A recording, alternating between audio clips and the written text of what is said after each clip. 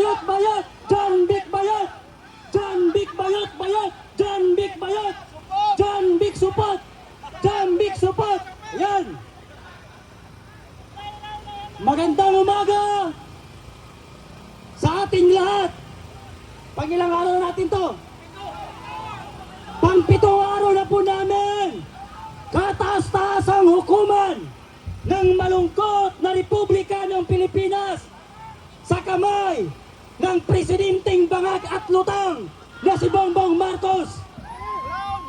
Marcos resign! Marcos resign! Marcos resign! Marcos resign! Marcos bangag! Marcos bangag! Marcos bangag! Marcos bangag! Kataas-taasang hukuman ng malungkot na Republika ng Pilipinas. Hanggang ngayon, patuloy pa rin kami sa aming panawagan na naghihintay sa kung ano ang inyong desisyon patungkol sa pagnakaw, pagkidnap at pambababoy sa karapatan ng dating Pangulong si Rodrigo Roa Duterte. Hinihingi po namin na bago po magretiro ang Chief of Justice ng kagalang-galang na hukuman ng Republika ng Pilipinas, sana man lang marinig namin ang iyong tinig. Sana man lang magdesisyon ka bago ka bumaba sa iyong pwesto, mag-iwan ka ng legasya sa mamamayang Pilipino. Naririnig ba tayo ng Supreme Court? Naririnig ba tayo ng Supreme Court? Pakinggan nyo ang tinig at panawagan ng ordinaryong Pilipino. Huwag ang mga sindikatong politiko at ang administrasyon ni Bongbong magnanakaw. May tiwala ba kayo kay Marcos? May tiwala ba kayo kay Marcos? Lutang si Bongbong Marcos! Bobo! May tiwala ba tayo sa House of Representatives? May tiwala ba tayo sa mga congressman?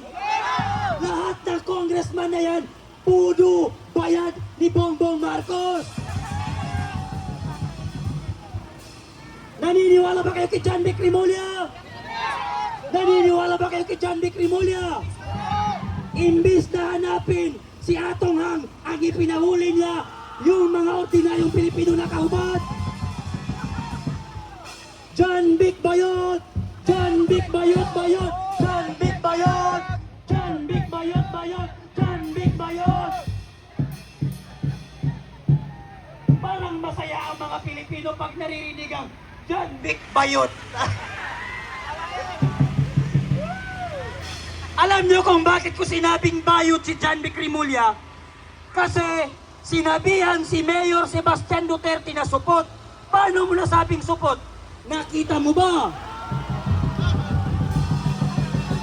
Or baka niyaya mo si Mayor Baste ng tsupa? Ang mga kaibigan ni John Vic Rimulya sa Cavite, yung kalbong bakla na sikap ninyo, grupo ng tsupaero. Kaya ang panawagan ni John Vic Rimulya pati sikap ninyo, ibaba ang presyo ng tsupa.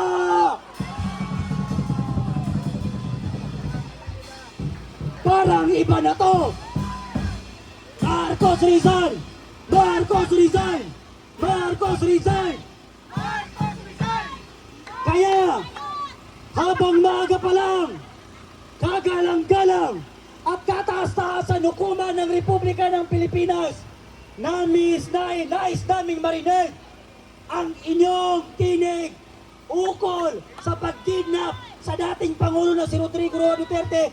Hanggang ngayon, wala pa rin kaming naririnig sa isinumiti namin na mahigit 3,000 pirma ng Pilipino. Ito pa mga kababayan, yung chairman ng Justice Committee sa House of Representatives, si Luistro. Kilala niyo ba? Kilala niyo ba si Luistro? Kilala niyo ba si Luistro? Dahil kay Speaker, may akap!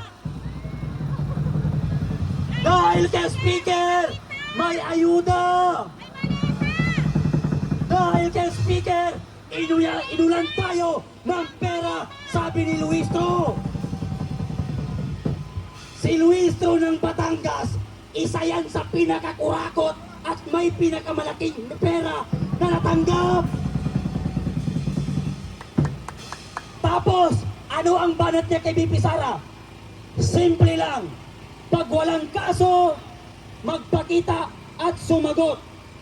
Luistro versus Luistro. Ano ang sabi niya nung naunang sinabi niya? What I did, tinago ko ang aking asawa. Kasi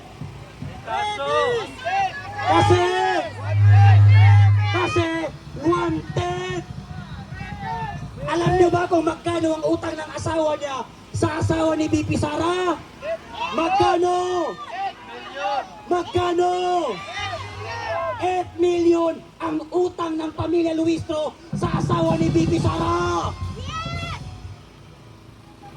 Alam niyo kung sino yung tumitistigo sa House of Representatives para makulong si BP, para ma-impeach si BP Sara? Si Madriaga! Si Madriaga, convicted sa kaso! Si Madriaga, bukod sa rapist, kidnapper! Madriaga bugok! Madriaga bugok! Madriaga bugok! Madriaga bugok! Oh! Yang si Madriaga, walang pinagkaiba sa kay Risa Hontiveros. Naalala niyo si Renato Corona? Yung Chief of Justice na nga dati? Kaya na-impeach yun. Sino ang tumistigo? Si Risa Hontiveros.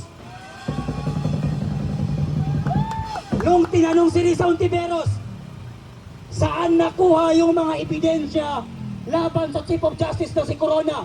Ano ang sagot niya? Dinownload namin sa data. Yan si Risa Hontiveros ang nagnakaw ng 80 billion at 60 billion na pondo ng PhilHealth. Hontiveros ay magnanakaw. Tapos eto pa, naglabas ng video kagabi yung bugok na buhayang magnanakaw na si Tambaluslos na bayot, si Martin Romualdez. Ano ang sabi niya? Naglaglagan na sila. Wala daw siyang kinalaman sa pagnanakaw. Aba, sino pala ang nagnakaw ng mga trilyon-trilyon na pera? Pag si Marcos nagnakaw, kasabot niya, pinsan niya, si Martin. Papayag ba tayo? Papayag ba tayo? Papayag ba tayo? Singilin natin si Bongbong Marcos at lahat ng administrasyon niya sa pangungulimbat sa pera ng taong bayan. Singilin si Marcos! Titigil ba tayo? Titigil ba tayo? Walang titigil sa mamamayang Pilipino, Bongbong Marcos, hanggat nakikita ka namin dyan sa Malacanang. Sisilingin ka namin, sisigilin ka namin, at pag nagkataon na nagpalit ng administrasyon, lahat ng sangkot sa korupsyon, babalatan natin ang buhay. Alam niyo kung anong gagawin natin? Alam niyo ba?